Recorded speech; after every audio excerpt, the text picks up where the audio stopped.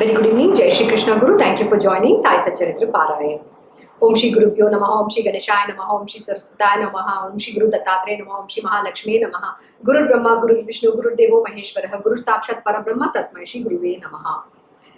We'll continue from where we stopped yesterday, that is chapter 30, a narration of stories about vows. My obeisance to Shri Ganesh, to Shri Saraswati and Shri Guru Maharaj, to the family deity, to Shri Sita Ramachandra. My most humble obeisance, I bow in reverence to the most venerable Guru, Shri Sai.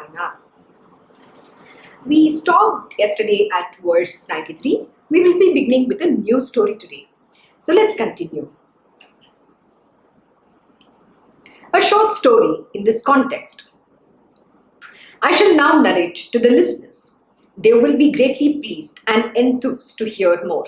Yesterday we stopped with the story of the Sapta Shringi, how Kakaji came and met Baba. He had his darshan, and how Madhav Rao had to fulfill his vow which his mother had taken. So this is where we stopped. We ended with that story. So let's continue with the new story now. A short story in this context I shall now narrate to the listeners. They will be greatly pleased and enthused to hear more. One day in the afternoon, Baba said to Dikshit, "Go to Rahata with a tonga and bring back Kushal Bau, a devotee in it. So many days have passed and I feel a great desire to meet him. Tell him that Baba wants to meet you and has therefore called you." Bowing respectfully to Baba's command, Dikshit went with the tonga, and as soon as he met Kushal Bhau, he related the purpose of his visit. On hearing Baba's message, his surprise was great. He said, "I have just got up from my sleep, and in my dream, Baba had given me the same command. Just now, as I was resting on my bed, after the afternoon meal, as soon as I closed my eyes, Baba told me the same thing in my dream. He said to me, 'Come to Shirdi right now.' I also felt a strong desire to meet him. But what could I do? The horse was not here with me, so I sent my son to inform him so. But hardly had he crossed the village boundary when your tonga arrived." Dikshit jokingly remarked, "Yes, that is why Baba has sent me. Now, if you are coming, the tonga is ready outside." Very happily, he came to Shirdi with Dikshit. In short, Kushal Bhau came and Baba's wish was satisfied. Seeing Baba's Leela, Kushal Bhau was also overcome with emotion. Once a Punjabi Brahmin, Ram Lal by name, who lived in Mumbai, had Baba's darshan in a dream. The knowledge of the outer and inner world, which comes by the power of the elemental deities such as the sky, wind, sun, water, etc. This is the waking state. But when all the bodily organs are at rest, the imprints left on the mind during the waking state come alive and are revived in the form of whatever is worth receiving and one who receives it. This is the characteristics of a dream. Ramlal's dream was extraordinary. He knew nothing of Baba's form or attributes. He had never had his darshan before. But Baba said to him, "Come to visit me." From his figure, he looked like a great saint. But he did not know where he lived. Ramlal woke up and fell into deep thought. He wanted to go, but knew not his place or his address. But he alone knew his own plan, who had called him for darshan. On the same day, in the afternoon, while he was casually walking on the road, he was startled to see a picture in a shop. Ramlal felt it was the same figure that he had seen in the dream. At once, he began to make enquiries with the shopkeeper. He examined the photograph carefully, asking the shopkeeper who is he, where does he belong, and only when Ramlal learned that this Sai is in Shirdi was he satisfied. Other details he found out later. Ramlal then went to Shirdi and stayed on with Baba till the time of his nirvan, to fulfill the wishes of his devotees, to bring them for his darshan and thus satisfy their worldly and spiritual ends. This and this alone was Baba's heartfelt desire. Otherwise, he himself was the satiated one, always free from desire, unselfish, egoless and detached, who had incarnated only to satisfy the wishes of the devotees. Absolutely, absolutely so true. So let me explain here with a couple of stories in my own life, my experience, and I'll tell you how the divine works, right? Very important is that when the divine Lord Almighty wants you to visit them, or whatever the reason is, we don't know whether to confer grace on you, whether to grant you, some things. We don't know why that is, or just put you on the path of spiritual, because just their glance has a lot of power. The fact that they want you to come and visit them has a very intense meaning, and the deep meaning is not understood by a simple mind, which the human being has. So you cannot fathom the ways of the gurus or the divine Almighty itself. This is back right the year I had met my Guruji in 2009. We had gone to Calcutta, and after that I came back, and then my friend had come from Australia and she wanted to go to Tirupati, that's Lord Balaji. She wanted to have a darshan of Lord Balaji. So we all went, not my Guruji, but I went along with my mom and her mom. We went to Tirupati and we came back. And after that, I was talking with my Guruji. The first thing I did was bring the prasad, the laddu, and offer it to him. He was quite happy. And then he said, we must make a visit. I said, why don't you come, let's go, So I was very excited that I wanted to go to Tirupati with my Guruji. So I had literally planned everything, and then we picked a date in December. It was all fixed, everything was done. And just before the actual travel, in my dream, I saw the God, but I'm seeing the feet which was like Garuda. Garuda's feet is what I saw real time, right? And I didn't understand what this message is. Yes, we are visiting Tirupati, and I always have this premonitions, the visions, even before that event is going to happen. Not that I understand exactly what they're trying to say, but sometimes yes, sometimes no. Sometimes when I tell my Guruji, he will exactly give me what it means. Because this is only connecting to the divine, not the stupid, rubbish dreams that you get. It's not that. It's only connecting to the divine. Only when my Guruji is there and the divine Lord Almighty himself or herself or the great masters, come in my dream, then that there is something important. And what that is, I don't know. Or there are people associated, there are certain premonitions that come about. And that is only with the grace of the Gurus and the divine, you will get that. And then I didn't understand what the dream meant. So very vaguely I remember. And then I told my Guruji. So he said, see what happens. So we journeyed, we had very beautiful darshan. So when we entered the shrine of Lord Balaji, at that time, before they even let us in, we were made to sit inside. In the shrine, we were sitting there, okay, for them to allow us to go inside. So we got a special darshan and all. So we were waiting over there. A few other devotees or disciples of my Guruji were there along with us. And at that time, my Guruji said a very important thing. You know what he said? How do you know that the God has arrived? First you have to know whether the God is already come or not. He says now he must have come. Okay? And I'm like, how do you know that? If you want to understand really whether the Lord is inside or not, please go and see whether his vehicle, the Garuda airline has arrived or not. This is how he talks. So Lord Balaji's Vishnu's Vahan is Garuda Airlines, right? He owns the Garuda airline. So it's very cute. He was telling that. So he said, you know what, it's amazing. I've been to Tirupati so many times and I didn't know there is a Garuda statue over there. So my Guruji said, go and see if he has arrived. And you know what, me along with his other disciples, we went there. And I freaked out. I was literally in tears. I could see literally Garuda there, the real time, his feet, very, very real. So the Lord had arrived. And that's exactly what I saw in my dreams. And this was the first time I understood how God's work, how the divinity, really works, and why there is a Garuda over there.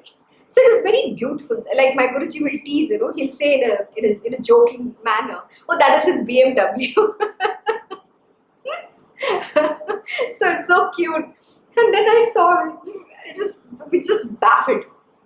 And you know what? So we went inside. Then our turn came. So we were called. We had a special darshan. So we went right just before the main shrine of Lord Balaji. We stood there. We had a beautiful prayer, and then we came and sat there. He's saying okay, and until he sat, then suddenly what happened is they just let the gates open and they left the rest of the crowd. And for the next 15-20 minutes that we were there, the entire crowd went inside the temple. They got the same darshan as everybody did. And then I understood the grace of the Guru. So until my Guruji was there, literally sitting inside the shrine, this was possible. And my Guruji said, the moment I get up from here and go outside, they will put the gates and they will close all the entrance that they had till the main shrine, that will get closed and it will become back, like in the last door is where they will allow. So that is what will happen. And you wouldn't believe, the moment my Guruji stepped out, this is exactly what happened. And another beautiful thing happened. So one of my other disciples of Guruji said, come, I want to go once more before we head out. So we went again, and at that time they offered the tulsi from the Lord's, the mala at the feet. It was very beautiful. So then I came and offered to my Guruji, and once he had tulsi, and then that is when they started giving the prasad, which was offered as a naivedya. So it was a very, very beautiful experience. So this is extremely important to understand the power of the Gurus, and some of these dreams are indicating you to understand the divinity, what it means, where you actually see the divinity, where you have to seek. So this was a very profound experience. Until then, I have not understood or experienced something like this ever before when I had visited Tirupati. So only through the grace of the Guru can you experience God. So Guru himself is the Parabrahman. He's the God Almighty. And when you go with him, you will really experience the divinity in real time. But also you need to understand, as is your faith, so are your experiences. So my experience cannot be experienced by somebody else. So to each his own. So you have to experience in your own way. But with the Guru's grace, you will be able to experience the God. And when I say Guru's grace, I'm talking about the real Guru, not anybody else. Okay. So coming back. He who was untouched by anger, in whom envy would find no place, who had not a care about filling the belly, know that he is a real sadhu. Selfless love for all is his highest goal in life, and he does not waste his words even for a moment, except to speak about dharma. In brief, the real secret here is that in getting his own life written by me, by actually holding my hand, Sai only wanted the devotees to be engrossed in remembering him. Therefore, Hemad always entreats his listeners humbly that they should listen to Sai Satcharita with faith and devotion. It will give them peace of mind. The addicts will lose interest and attraction for their addictions. Instead, devotion for Sai will spring up, which will free them from the bondage of worldly life. Now, the next chapter will contain the story of the sannyasin Vijayanand, who attained liberation at Sai's feet while on his way to the Manas Sarovar. Balram Mankar, a devotee, also was given eternal rest in the same way, and the wishes of Nulkar and Megha were fully satisfied by Sainath. A ferocious animal like a tiger was given refuge at his feet. Such are the unfathomable workings of Sai, to listen to which is a rare opportunity for joy and celebration. So let us see some wonderful stories and learn what is the purpose of this beautiful Leelas of Sai. So with next chapter, chapter 31, Importance of Sai Darshan.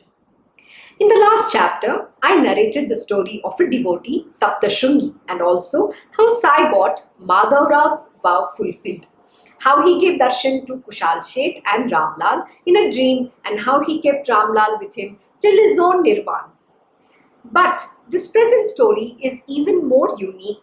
May the listeners listen attentively to how a sannyasin who was on his way to Manas Lake suddenly attained liberation. How Baba fulfilled the wishes of Mankar, Nulkar and Megha too.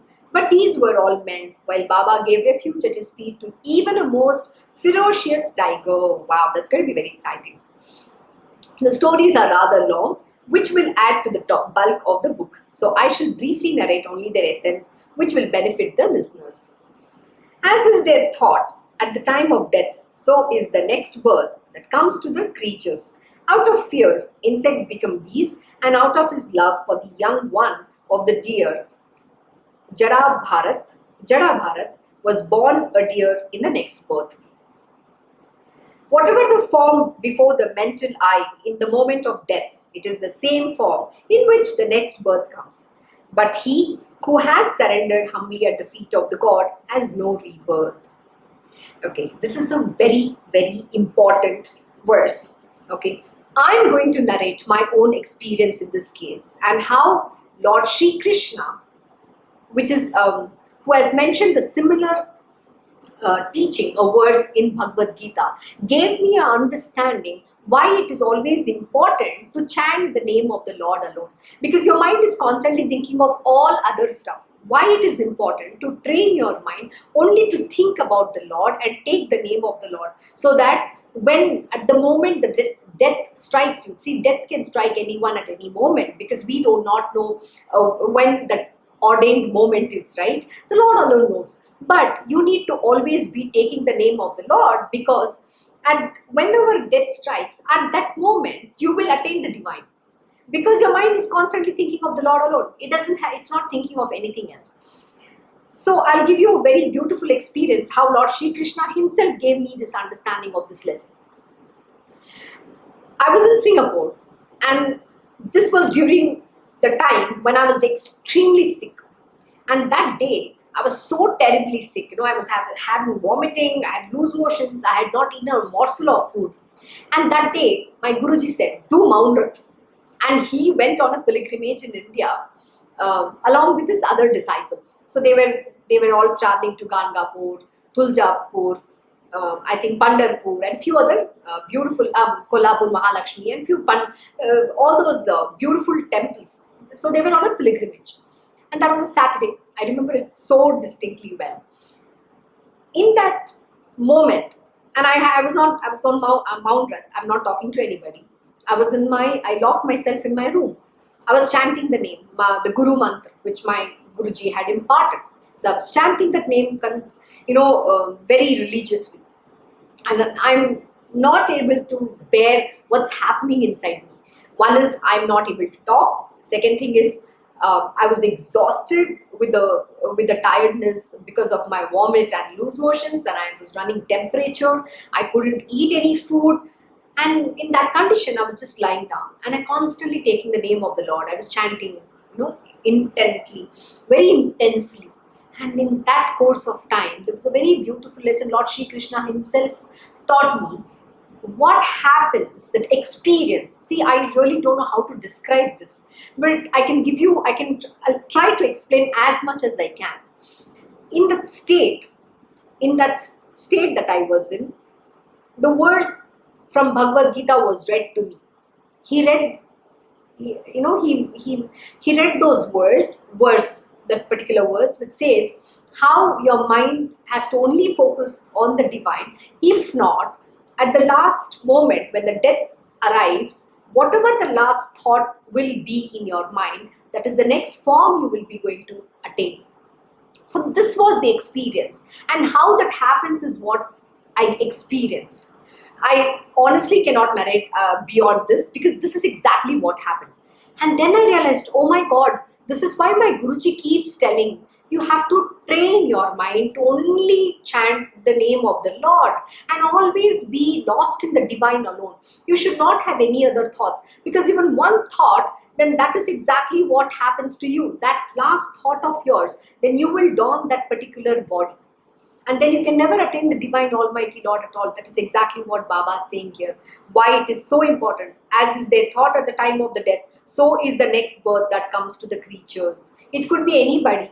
So you might be thinking, oh my God, I did not meet my son, or I didn't meet my granddaughter, or I wish somebody is taking care of my property, whatever the thought is, then you will have to next birth be born again in connection with them. And that is how this karma keeps continuing. So if you think and take the name of the Lord, then you will attain the Lord's abode. That is the reason why the great masters and the guru and everybody will say, just keep taking the name of the Lord. They'll say, when you're old, why are you lost in all your material worldly desires? They'll say, why can't you just take the name of the divine? This is the reason. And please don't stop chanting the name of the divine. You don't have to be old or you don't have to be young. Age is not the criteria. It is about training your mind to be lost in the divine. Even if you're working in the material world, you still can train your mind to just chant the name of the divine throughout the day and do your job, whatever that work is, and life will be so beautiful. Then you will do nishkarma karma. Selflessly you will be doing your work and yet be lost in the divine, chanting the name of the divine. You will be full of bliss. That is what you will experience. You will not be burdened with, oh my God, today this happened, that happened. It will not affect you. You just have to sail through it. You will be sleepwalking. That is all happens. And please know that when you are taking the name of the divine, you will not be entangled in this Maya. The Maya is, oh God, today my boss said this, today my boss did this, oh, what here, this is happening, that's not happening, I'm tired. This is exactly what happens. So that is Maya. So when you take the name of the Lord, Maya will not disturb you. And when your Guru's grace is there, no Maya can trouble you. You will be able to befriend Maya. Whatever the form before the mental eye, in the moment of death, it is the same form in which the next birth comes. But he who has surrendered humbly at the feet of the God has no rebirth. And it is for this reason that devotees were encouraged to cultivate the habit of ceaselessly chanting the name, so that when the end came, they may not be bewildered, but remember to take the name. Absolutely true. Alert all his life, but if a man slumbers in the moment of death, then the ultimate purpose of his keeping a holy company all his life is wasted. Now you understand why you have to practice. You have to constantly take the name of the divine. If you do not do that at the moment of the death, then you lose all that you have earned. That is exactly what Baba is saying here. Then the ultimate purpose of his keeping a holy company all his life is wasted. So don't waste this beautiful life that God has given you to attain his lotus feet. Hence, the simple, the guileless among the devotees entrust themselves in the hands of the saints. For the saints who know about the rebirth or otherwise, they alone are our companions in the hour of death. As you listen to a sweet tale in this connection, which took place in Sai's presence, you will see, O listeners, Sai's affection for his devotees. Oh, where Madras, where Shirdi, and where the steep climb of the Manas Sarovar. But when the devotees' time was up, how Baba would draw them to himself, bringing them at his feet. Once, a sannyasin from Madras named Vijayanand set out very enthusiastically from Madras to go to Manas Sarovar. Having seen a map of the Manas Sarovar, which a Japanese traveller had, he firmly resolved in his mind to see the Manas Sarovar. He touched Shirdi while on his way, where he heard much about Baba's greatness. So with a keen desire for Baba's darshan, he came in search of his dwelling place. When he heard that Sai Maharaj was a great saint with a worldwide renown, he wished to take his darshan and stopped at Shirdi on his way. At that time, Swami Somdevji of Haridwar was in Shirdi, so they happened to meet each other in the midst of other devotees. The sannyasin then asked, how far is the Manas Sarovar? And the Swami said, from Gangotri, that is the source of the Ganga, it is 500 miles above. There is heavy snowfall there. After every 100 miles, the language changes. The Bhutanese become suspicious too. Foreign travelers face great difficulties. On receiving such information from Swami, the sannyasin was crestfallen. His mind became unsettled and he was quite worried. He took Sai Baba's darshan, prostrating at his feet, and his mind became calm and happy. He sat down in sitting posture. Suddenly, Baba's anger was provoked. He said to the people around, drive the sannyasin away. His company is of no avail to us. As it was, the sannyasin was new and did not know Baba's nature. Although in his mind he felt quite abashed. He sat on, observing the service that the devotees rendered Baba. It was the morning darbar court, and the mosque was packed with people. The puja articles that the devotees had brought and the rituals that were being performed were quite amazing to sannyasin. Some devotees were washing Baba's feet, taking the holy water from Baba's toe in a spoon. Some were drinking it, while others applied it to their eyes. Yet others were applying the sandalwood paste to him, while some smeared him with fragrant perfume. They had become quite oblivious of the caste restrictions between the Brahmin, Shudras, and other castes. Although Baba had become angry, the sannyasin himself was overwhelmed with love. He would not move back an inch or get up from where he sat. He had hardly been in Shirdi for 2 days when he received a letter that his mother was seriously ill at his village. He became very sad. He felt that he should go back to his own place and meet his mother, but he could not leave without Baba's permission. Letter in hand, the sannyasin went to the mosque and, describing his mother's condition, began to entreat Baba. Maharaj Sai Samarth, there is a longing in the heart for meeting my mother. Please give me permission gladly. Take pity on this traveler. He came running and, catching hold of Baba's feet, said, "Will you kindly give me permission? My mother must be lying on the ground, her life in her throat. And she must be waiting for me. Let me go and see her at least, so that the pain will become bearable for her and her end will be peaceful."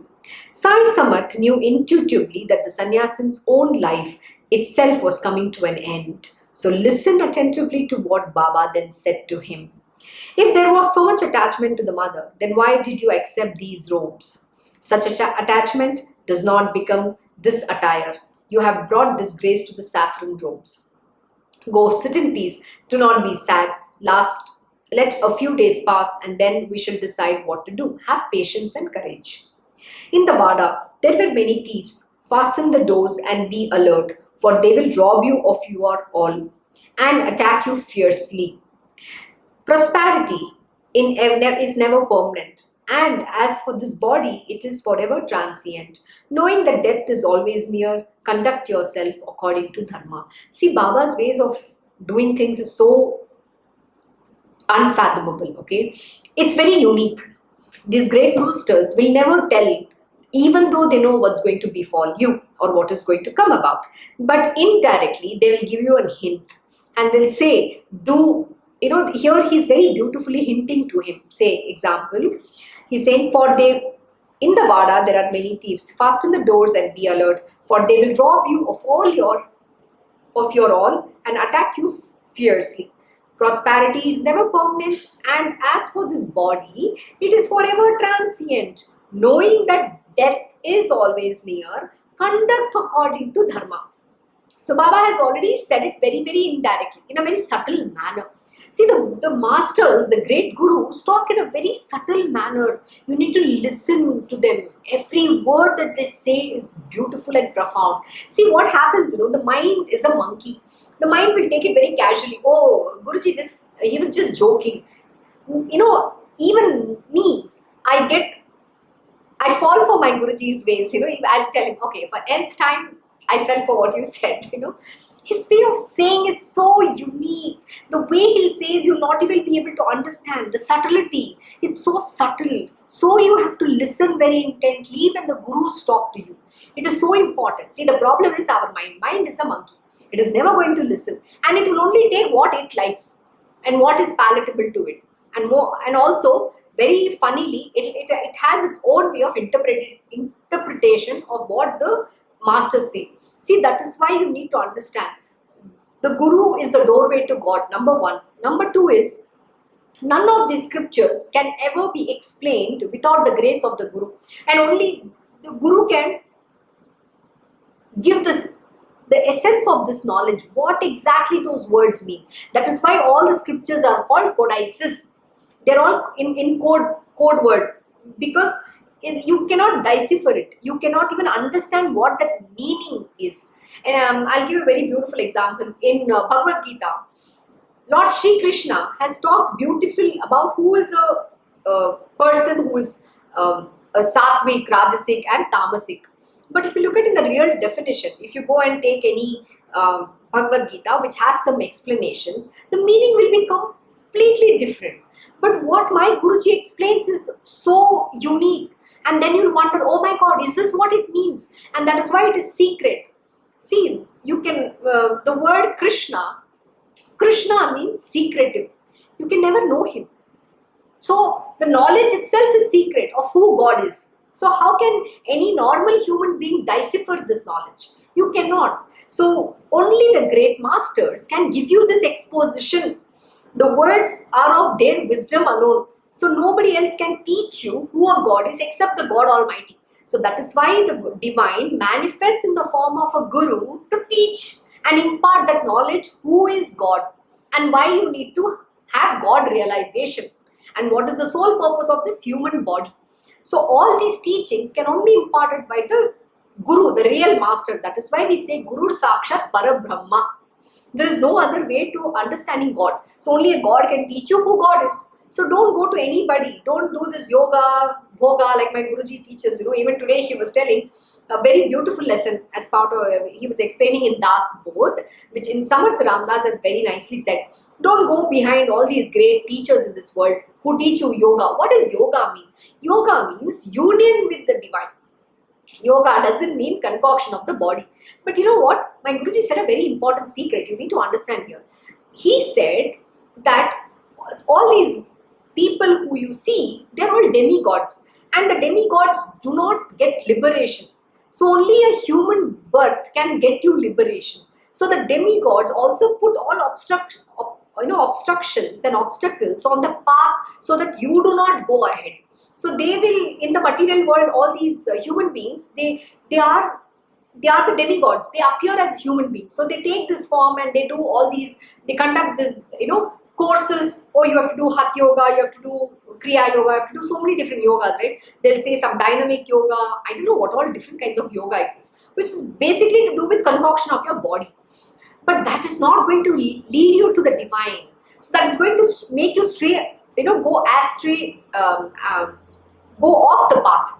So you're not going to go on the path. So this is all a deviation so that they can delude you. So that you don't go and attain liberation. So the gods are also jealous of you. That's so funny, right? I mean the demigods, the deities. So my Guruji says, the yoga means union with the divine, which means you have to be constantly lost in oneness of the divine. It's so beautiful. And in that, I'll give you a very interesting example, right? Many people teach yoga, meditation. My Guruji never prescribes any of this thing. You know what my Guruji teaches and stands for is bhakti, love and devotion. See, when you are lost in the divine, singing the beautiful praises of the Lord, doing lovely bhajans, dancing to his tunes, that is devotion. That itself will make you to have that yoga. You'll experience that oneness. In the morning when I go for running, I don't listen to anything, any nonsensical music. I will either listen to some divine songs, the bhajans, or my Guruji's satsang. Those are two things, because that is what gives me energy in the morning. I don't like to listen to all these, people put this loud music, fast beats, and I think that's what excites them. No, for me the excitement is my Guruji's teachings and the bhajans. It is so beautiful, and to be lost in that is amazing. And can you believe, despite all that, there are a dime a dozen thoughts that runs behind, back of your mind. So how do you overcome? See, my Guruji says the mind has its own nature. The mind has mind of its own. So in order to overcome that, the only path is to be lost in love and devotion to the divine. So listen to the bhajans, listen to the beautiful teachings of the Guru. You have to do manan. See, once you listen, doesn't mean you have understood everything. So you have to constantly listen, keep repeating it. Someday that word will enter you and you will become one with it. So this is what my Guruji teaches. So the oneness is what you have to experience. You have to become the Parabrahman. And in this he gave another very important example. He says that the Guru, the great masters, when they have manifested, someday they will have to leave that body and go. So when they leave the body, they are only leaving the physical body.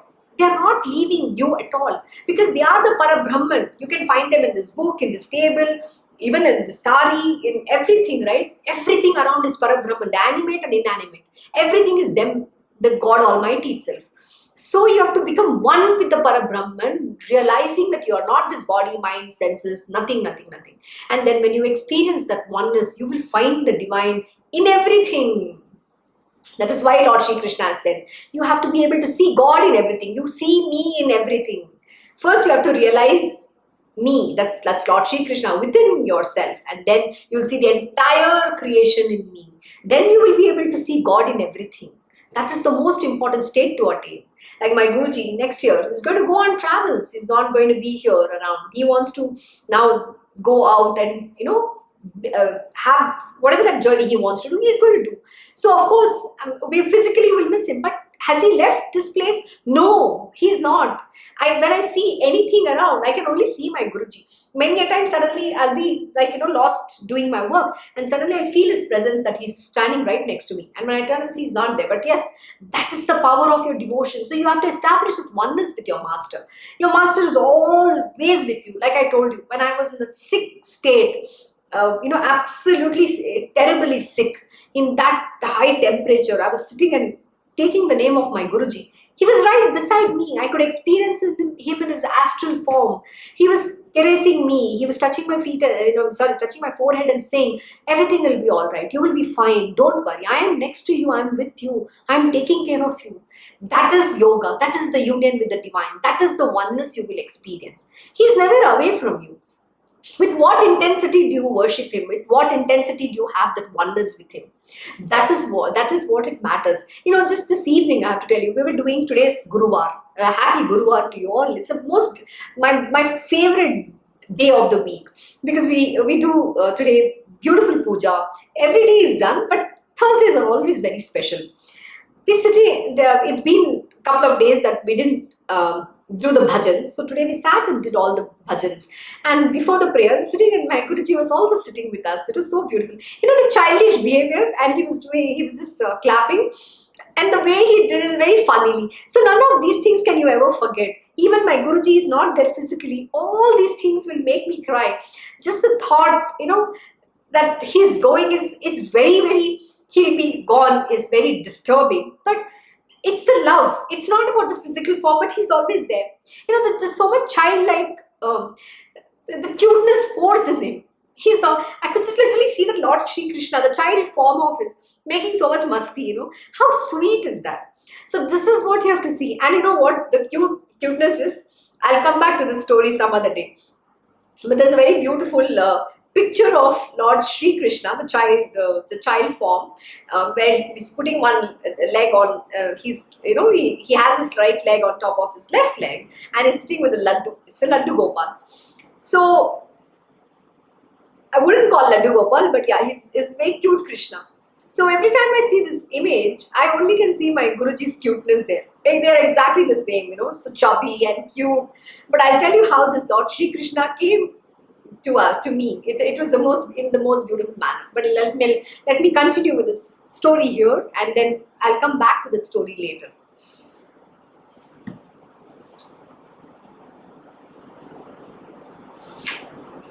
So in this world, the feeling of me and mine, with regard to this body, wife, sons, etc., the threefold afflictions, the resultant thereof, these are called the calamities of worldly life.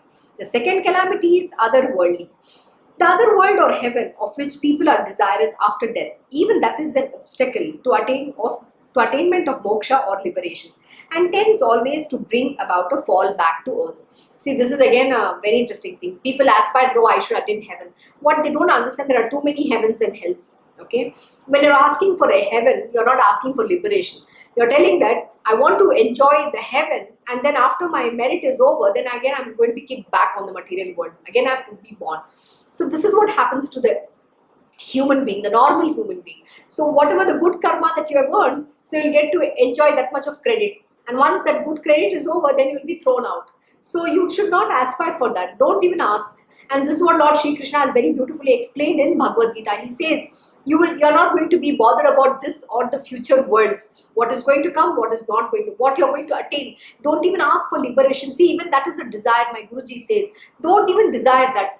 Wanting to get liberation is also a desire. You have to only go on that path, but not with an end result that I have to attain. Yeah, the end goal is that. The goal is that I have to as a purpose of this body, I want to attain moksha. Okay, that is the ultimate thing. Why I have taken this human birth. But that doesn't mean whether it is going to happen or not happen is never in your hands. So end result is not in your hands. Please know that. So that even that trying to say I will have to attain means you're putting a condition. So there are no conditions. You just have to go on that path. The moksha, the granting of the moksha, like I said, moksha moolam gurur krupam. It's only the grace of the God and the divine. So you are nobody to demand it or say that I have to get it. So that is not in your hands. So only doing alone is a must. So you have to strive. You have to put in your effort and keep at it, keep at it. And what has to come to you, it is the will of the divine. So accept that. So that is what it means. So you can't desire. So here is saying, the second calamity is otherworldly. The other world is or heaven, of which people are desirous after death. Even that is an obstacle to the attainment of moksha or liberation and tends always to bring about a fall back to earth. Please remember this. Then you are again going to be born again. Don't ask or don't desire that. No merit can be accumulated in that other world, nor is there attainment free from fear. For there too, the fear of fall, once the merit is exhausted, is undoubtedly present. Hence, both the worldly and otherworldly existence are fraught with calamities. Therefore, to renounce them totally is the cause of origin of pure happiness. You must renounce the fruits of, the Lord Shri Krishna says, whatever you desire, the fruits in this and the next, you don't desire anything. You renounce that. And then you're free. So what you attain is the pure blissful state. This bliss doesn't mean some happiness. It's not a state of happiness or sadness, nothing. There's no happy. Happy is a state of mind. The bliss is the freedom that you attain. Freedom from all these things. The desire, the want, the need, all the greed, lust, everything. Your tendencies, your nature. You're just free from every attachment in this world. That is freedom. And that is the pure bliss. The freedom is the pure bliss. That is the blissful state. Disgusted with worldly life, those who are absorbed steadfastly at God's feet will be freed from the bondage of worldly life and the hold of Maya or ignorance over them will disappear. The moment of God's worship, His remembrance drives away sin, afflictions and distress. When remembered lovingly, He comes to our rescue in the time of trouble. Absolutely. Great is your accumulated merit that you have come to this place. Now, give attention to my words and find fulfillment in this life. From tomorrow, begin a real study of Bhagavat. Complete 3 saptas of that book earnestly with your thought, action and speech. Becoming free from all desires, listen to the reading of that book or yourself read it with full faith and with a readiness to contemplate upon it deeply again and again. God will then be pleased and will put an end to all your sorrows. Maya, temptations will be calmed down and you will enjoy true happiness. Absolutely. Even Lord Parikshit, Parikshit, right? At the end, when he had only 21 days left, he did read the Bhagavatam. Sukadev had imparted knowledge to Parikshit. That was the beauty. So the 21 days he attained the divine. So this is exactly Baba saying, whatever that period, when you follow the Guru's words, you will get liberated. But he's saying very important thing, you have to put your heart and soul in that study and then contemplate again and again on that. It doesn't mean just you read once you can attain. You have to contemplate over and over and over again till that words embed in your being and you become that word yourself. After ablutions, with the mind concentrated on Hari, complete the observance fully and you will be free from temptation. When Baba knew that his own life was nearing its end, he followed the same practice and got Ram Vijay read out to him, by which Shankar, the conqueror of death, is pleased. The next day in the morning, after his ablutions, he offered flowers to Baba and applied the dust from Baba's feet to his head. Tucking the Bhagavat under his arm, he selected the quiet and peaceful Lendi to ensure seclusion needed for reading. Seated in a yogic asana, he then started reading. A sannyasin engaged all the time in God worship, he easily completed 2 saptas. As he was about to start the third, suddenly he felt restless. He began to feel a growing weakness. So he left the reading incomplete where it was. He returned to the Vada and had hardly passed 2 days with difficulty when, as the third day dawned, Bua closed his eyes forever.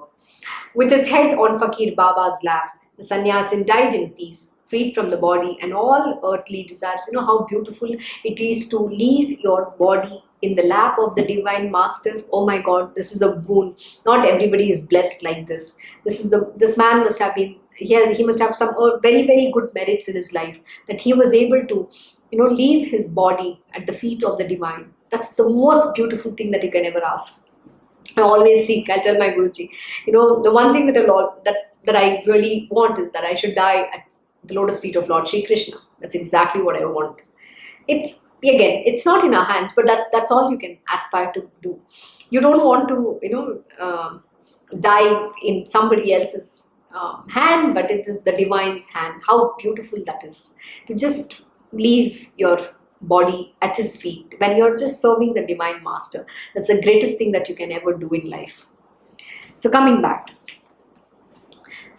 When Baba was told about the sannyasin's death, he commanded that the body be preserved for 1 day. Do not bury him just yet, he said. So very hopefully people guarded his body, thinking that he may be revived into life again. But once the life is extinguished, is it going to be revived again? And yet Baba's word was truth. So they preserved the body.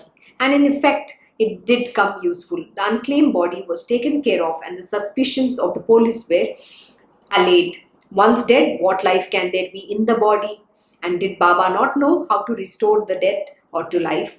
He had that power, but his purpose was that without a proper inquiry, the corpse should not be buried under the ground. Whatever is unclaimed belongs to the government, and an inquiry is held in cases of sudden death. Baba had put up this pretext so that the corpse may not be buried without a proper inquiry. And all this came about later on. The last rites were then performed on the corpse and it was given a burial at the proper place. The saint's purpose was then accomplished. I shall now narrate to the listeners another tale. Listen to it carefully for a moment and Sai's all-pervasiveness will be revealed to you. Balram, whose surname was Mankar, was a great devotee of Baba. He was a householder, but later on his wife died, making it difficult to fulfill the duties of a householder. He lost his peace of mind, but that in turn was to bring him the greatest good fortune. By the fruit of his accumulated merit, he came into Sai's holy company, and there grew a steadfast devotion to Sai and full detachment for worldly life. Severing the ties of hopes and desires of the children and family, this remarkably fortunate Mankar renounced worldly life. Service of others, which in worldly life is an ornamental necklace, but in spiritual life an obstacle. Mankar put around his son's neck, thus putting a lock on all his worldly duties. This too is a kind of sannyas. For many are the ways of taking sannyas, but that sannyas in which efforts made to attain Brahmanyana do not succeed can create trouble at every step.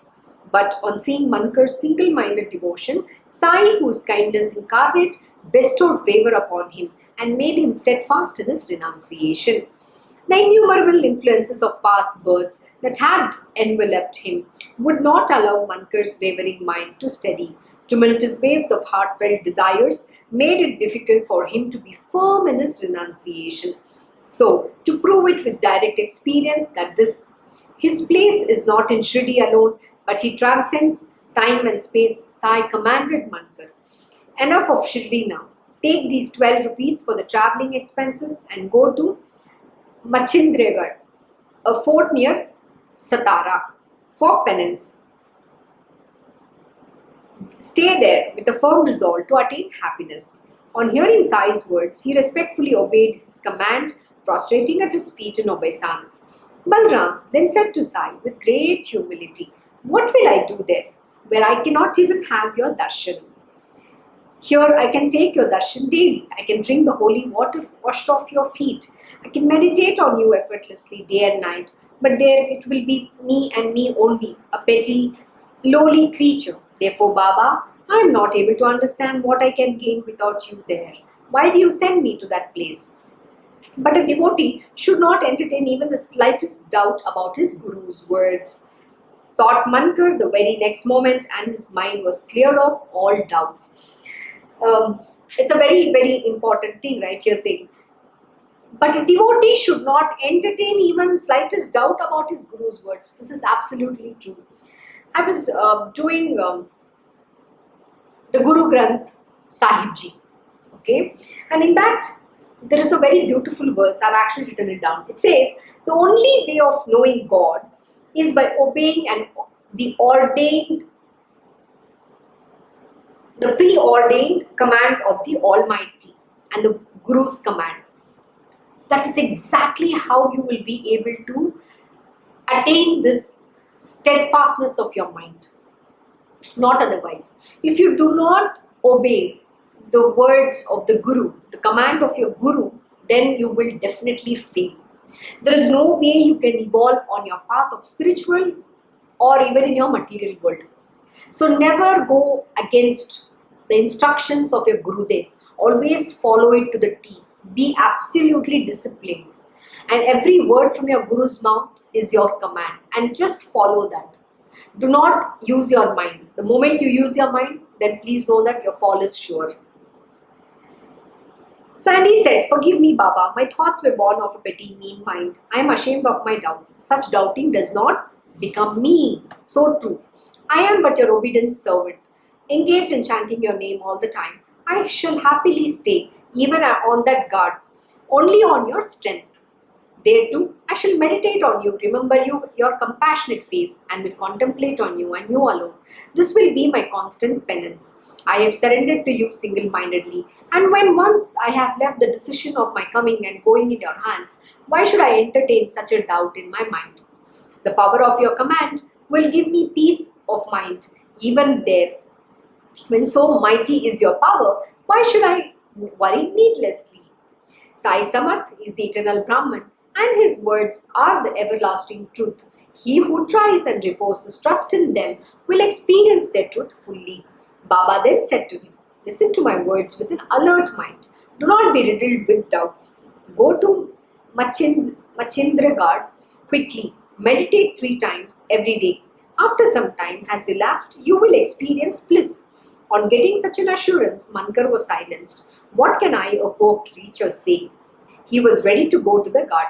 I, a poor creature, Once again, he bowed at Sai's feet, and after taking Udi Prasad and blessings, he then set out with an easy mind to go to the Manchindra Bhuvan. On reaching there, he was happy to see that beautiful place with pure, clean water and a softly blowing breeze. Sent by Sai, but still away from him, Mankar began his penance as per Baba's instructions and as directed by him. And just see Baba's marvel. While Mankar was engrossed in meditation, Baba actually gave him darshan on that guard. Mankar had this experience himself, that one should get darshan while in the state of samadhi is not surprising. But Mankar saw Sai Samarth while fully awake and sitting in a yogic posture. And not only did he see him with his own eyes, but Balram actually asked him, Baba, why have you sent me here? What was Baba's reply? While in Shirdi, many notions, many doubts assailed your mind. Therefore, your doubting, hesitant mind was appointed to go to the ghat. For you, I did not exist outside Shirdi. And apart from this abode, that is body, they 3.5 cubits in length, which is made up of a layer upon layer of a mixture of 5 elements, like the earth, water, etc. But I, whom you see here and now, am the same as the one there. See it for yourself properly and at your ease. Know that I sent you away from there for the same reason. This is so true. Guru Sakshat Parabrahma. Guru is inscrutable, omnipresent, omnipotent, and omniscient. He is all pervasive. So you can find him anywhere. He doesn't have to be confined in that like he says, 3.5 cubits in length. No, he's not. He's not in that body. He's not even the body. His expanses you can't even fathom. This entire universe is Him. This entire creation has emanated from that one being. You cannot even fathom His vastness. He's Athanga Sagar, limitless ocean. That is who He is. So what can your stupid mind think? So never fall prey to your mind. Always trust in the words of your Guru and do exactly what your Guru instructs you to do.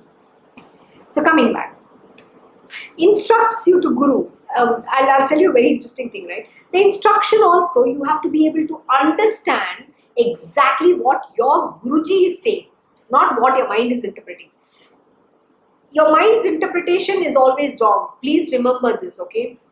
And I have many experience with many people, including my own self, how the mind's interpretation of an instruction is completely opposite to what your Guruji has instructed you.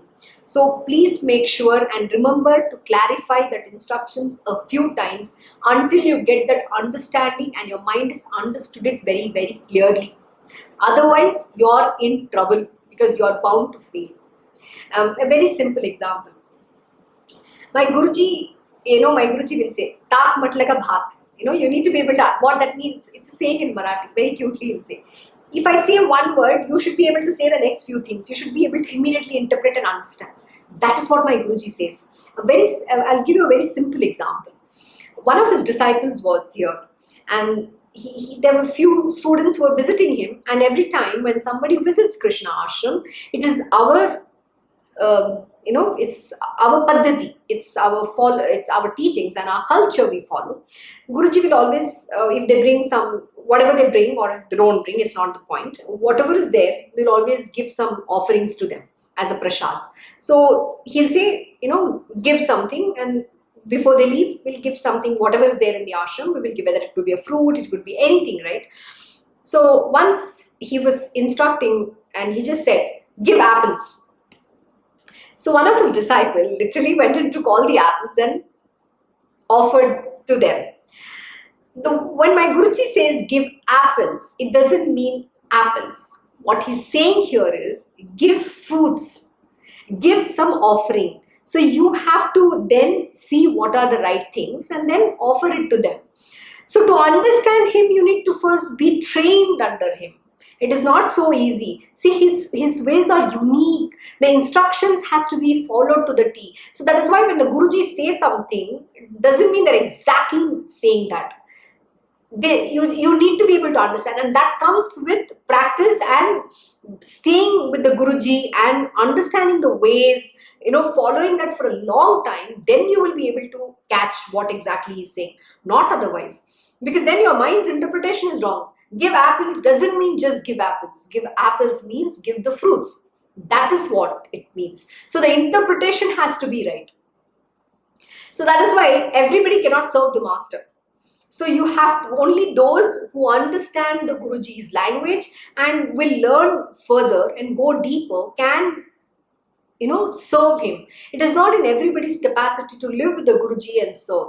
That is why there are only few chosen ones who fit that requirement, and they will be working with the master. Doesn't mean they're also perfect. Nobody is perfect. They also have to go through that journey, the learning curve. Like every single day, my Guruji will teach me in and out, day in and day out. He'll keep teaching all his students. And we continue to learn and say, no, this is not the way, this is not. So you become better. And what the great master does is he strains your mind in a very beautiful manner. And that is what is very important. Then you will be trained to think like that. So that's what he teaches you. And that teaching is what the sadhana, that's a practice. And that is a training you have to take under him. That is why it's important to learn living with the real master. And it is not so easy. So we are at the end of the hour. So I'll just finish this one verse and we will stop here. Okay. But I, whom you see here and now, am the same as the one there. See it for yourself properly and at your ease. Know that I sent you away from there for the same reason. When the intended period was over, Mankar left Machindragad to return to his own place. So we'll stop here. I hope you enjoyed today's lesson. Thank you for joining Sai Satcharita Parayan once again. See you all tomorrow. Om Shri Mahaganapate Namaha. Om Shri Gurudev Datta. Om Shri Sachidananda Sadguru Sainath Maharaj Ki Jai. Om Namo Bhagavate Vasudevaya. Digambara Digambara Shripad Vallabha Digambara. Om Shri Krishna Gurunathanatha Shri Guruve Namaha. Om Devi Durgaya Namaha. Om Shri Krishna Arpanam Namastu. Krishnam Vande Jagat Guru.